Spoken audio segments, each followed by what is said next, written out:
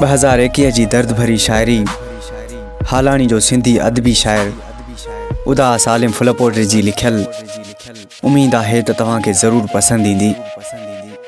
याद थो जॾहिं अची सूरज जागी था पवन, याद थो जॾहिं अची सूरज जागी था पवन, तू सदा खुश थो रही दर्द हिते पया दुखन।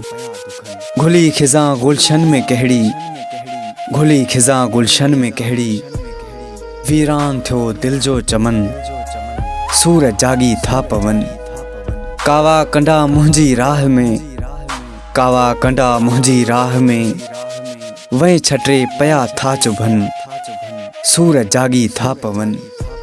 अहिड़ा आलिम जे अंदर में, अहिड़ा आलिम जे अंदर में, दीप था जानी जलन, सूरज जागी था पवन, सूरज जागी था पवन।